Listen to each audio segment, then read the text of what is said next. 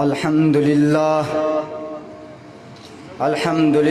وکفا والصلاة والسلام علی من لا نبی بعدہ اما بعد فاعوذ باللہ من الشیطان الرجیم بسم اللہ الرحمن الرحیم قال اللہ تبارک و تعالی فی القرآن المجید والفرقان الحمید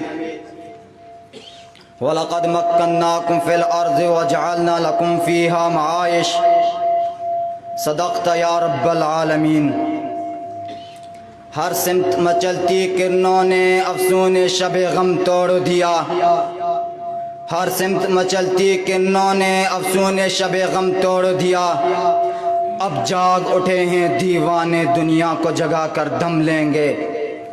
ہم ایک خدا کے قائل پندار کا ہر بت توڑیں گے، ہم ایک خدا کے قائل پندار کا ہر بت توڑیں گے، ہم حق کے نشاں ہیں دنیا میں باطل کو مٹا کر دم لیں گے۔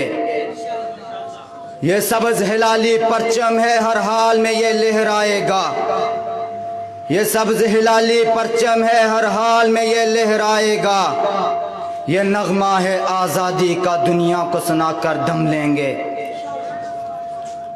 میرے انتہائی واجب القدر معزز علماء کرام، میرے ہم مکتب ہم سفر ساتھیوں، آج جشن آزادی پہ جان کا نذرانہ پیش کرنے والے میرے عزیز دوستوں اور بھائیوں،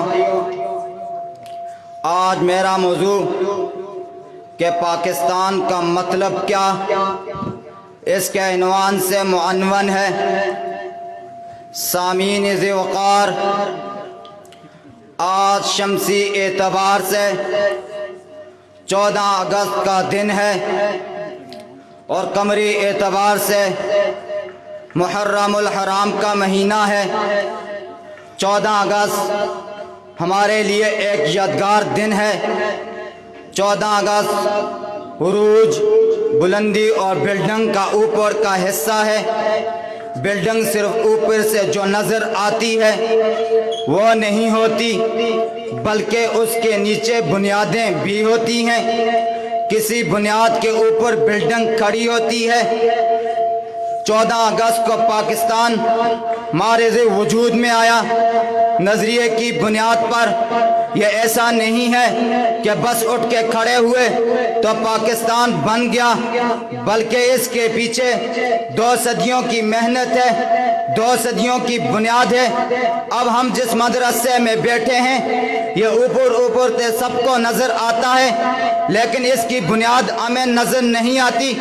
اس کی بنیاد میں پتھر کتنے ہیں، اس کی بنیاد میں سیمنٹ کتنا ہے، اس کی بنیاد میں سریا کتنا لگا ہوا ہے، اس کی بنیاد کے پتھر ہمیں نظر نہیں آئے، لیکن بلڈنگ بنیاد کے اوپر کھڑی ہوتی ہے۔ اگر اس کی بنیاد کمزور ہو جائے تو یہ اوپر سے بھی باقی نہیں رہے گی۔ ایسے ہی ہمارے ملک کے پاکستان جو آج ہمیں نظر آ رہا ہے، اس کے پیچھے 2 صدیوں کی محنت ہے، ہزاروں قربانیاں ہیں۔ یاد رکھنا، دنیا میں اصلی رشتہ صرف ایک ہوتا ہے اور وہ وہی ہے جو ایک خالق کے ساتھ ہوتا ہے۔ دنیا کے ہر رشتے ٹوٹ سکتے ہیں، لیکن جو رشتہ خالق کے ساتھ ہو وہ ٹوٹ نہیں سکتا۔ اس لیے بانی پاکستان قائد اعظم محمد علی جناح نے اس رشتے کو بنیاد بنایا ہوا تھا۔ آپ میں سے کون نہیں ہے، آپ میں سے کون نہیں ہے جس کو یہ پتہ نہ ہو، جس کو یہ معلوم نہ ہو کہ پاکستان بنتے وقت عوام کو جو نعرہ دیا گیا تھا وہ کیا تھا؟ پاکستان کا مطلب کیا؟ لا الہ الا اللہ۔ یہ وہی رشتہ ہے، لا الہ الا اللہ ہمارے خالق کے ساتھ رشتہ ہے۔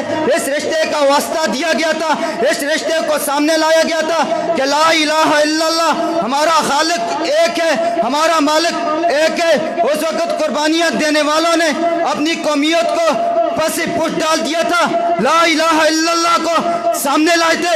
اس وقت وطنیت کو پیچھے چھوڑ دیا تھا، لا الہ الا اللہ کو سامنے لائے تھے۔ سارے رشتے ناطے توڑ کر لا الہ الا اللہ کی بنیاد پر یکجا ہوئے تھے۔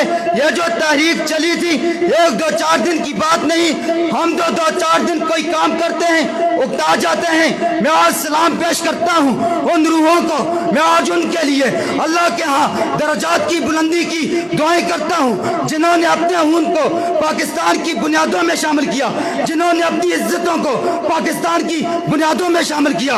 اگر وہ ہندو کی مان لیتے، اگر وہ انگریز کی مان لیتے، اگر ان کی پگڑیاں زمین پر نہ گرتی، اگر ان کے ٹھاٹ میں کوئی کمی نہ آتی، اگر ان کی چودراہٹ ختم نہ ہوتی، لیکن انہوں نے اپنی پگڑیوں کو نہیں دیکھا، ذاتی تشہد کو نہیں دیکھا، ایک وطن کے حصول کے لیے کہ آنے والی نسلیں آزادی کے ساتھ اسلام پر عمل کر سکیں، جس اسلام پر چاہیں چل سکیں، انہیں کسی قسم کا خوف نہ ہو، ڈر نہ ہو۔ اس لیے انہوں نے اپنے خون کو پاکستان کی بنیادوں پہ لگا کر یہ اعلان کر دیا کہ آج کے بعد ہم آزاد ہیں۔ سامعین ذوقار، بڑے افسوس کے ساتھ کہتا ہوں ہم مسلمان اپنی تاریخ بھول گئے۔ یاد رکھنا، ہم اپنی تاریخ بھولے نہیں بلکہ ہماری تاریخ ہمیں بھلا دی گئی۔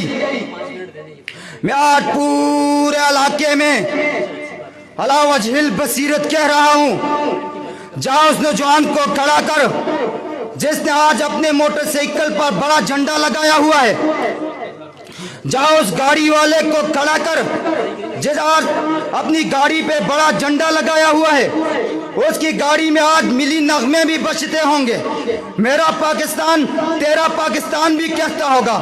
جاؤ اس سے پوچھ کہ تحریک آزادی کب شروع ہوئی تھی، میں چیلنج دے کر کہتا ہوں نہیں بتا سکے گا۔ اس نے صرف گانے کو آزادی سمجھ رکھا ہے، اس نے صرف ناچنے کو آزادی سمجھ رکھا ہے۔ توجہ کرنا، میں بڑے افسوس کے ساتھ کہتا ہوں، معزز لوگ ناراض نہ ہو جائیں، عہدوں والے خفا نہ ہو جائیں، میرے ملک کا حکمران کہ اس کے ماتھے پر بل نہ پڑ جائے۔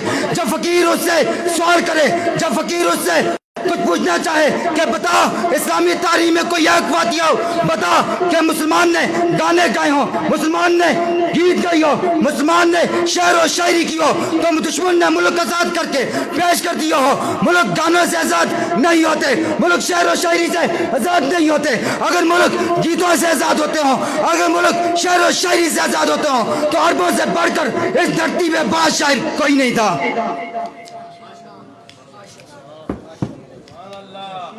سامعین محترم، 1857 کی بات ہے، وہاں سے تحریک آزادی شروع ہوئی۔ یہ تحریک آزادی کے بہت سارے ابواب ہیں، انہی باب میں سے ٹیپو سلطان بھی ہیں، جو 17 سال کی عمر میں دشمنوں کے مقابلے میں جنگ میں کود پڑے، جن کا جملہ آج بھی مشہور ہے کہ گیدڑ کی 100 سالہ زندگی سے شیر کی ایک دن کی زندگی بہتر ہے۔